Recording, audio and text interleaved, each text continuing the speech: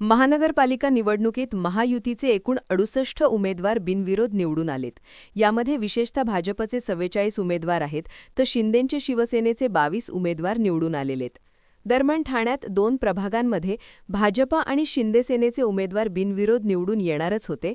मात्र त्याआधीच उद्धव ठाकरेंनी भाजप आणि शिंदे गटाच्या बिनविरोधाचा डाव उधळून लावलाय. आता ते कसं, नेमकं काय घडतंय, याबद्दलच आपण सविस्तर जाणून घेणार आहोत या व्हिडिओच्या माध्यमातून. मात्र त्याआधी एक महत्त्वाची आठवण. तुम्हाला माहितीच असेल की महानगरपालिका निवडणुकांसाठी आम्ही मूळ महानगरांचा हा विशेष शो सुरू केलाय. राज्यातील सर्व महत्त्वाच्या मनपांचा आढावा, राजकीय नेत्यांच्या मुलाखती आणि मतदारांचा मूड काय आहे, हे सगळं यातून आम्ही तुमच्यापर्यंत पोहोचवतोय. त्यामुळे हे सगळे व्हिडिओज तुम्ही आवर्जून नक्की पहा.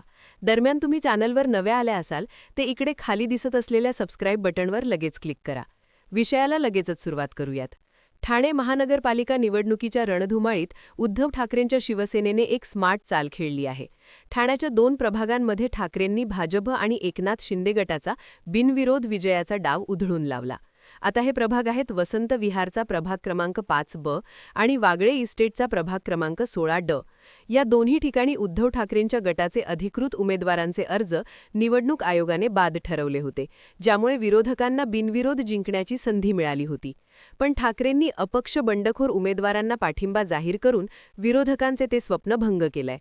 ठाण्याच्या प्रभाग क्रमांक 5B मध्ये असं घडलंय की ठाकरेंचे उमेदवार जे आहेत दादाभाऊ रेपाळे यांनी अगदी शेवटच्या क्षणी उमेदवारी अर्ज मागे घेतला आणि ते नॉट रिचेबल झाले. यामुळे या प्रभागात असलेल्या शिंदे गटाच्या जयश्री डेव्हिड यांचा विजय जवळजवळ सोपा झाला होता. पण ठाकरेंनी या ठिकाणी भाजपमध्ये बंड केलेले नेते जे आता अपक्ष लढवतायत त्या माणिक पाटील यांना पाठिंबा दिला.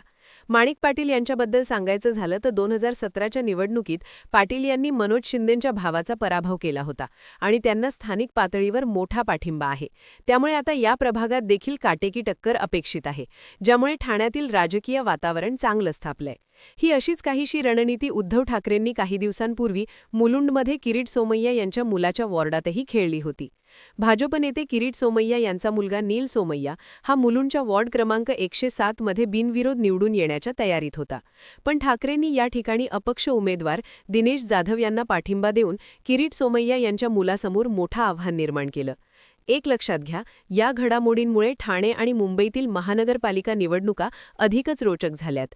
एकीकडे ठाकरेंची शिवसेना स्वतःच्याच पक्षात बंडखोरी करणाऱ्या नेत्यांची हकालपट्टी करत असलं तरी विरोधकांच्या विरोधात अपक्षांना पाठिंबा देऊन ते विरोधकांसाठी मोठी आव्हानं निर्माण करतायत.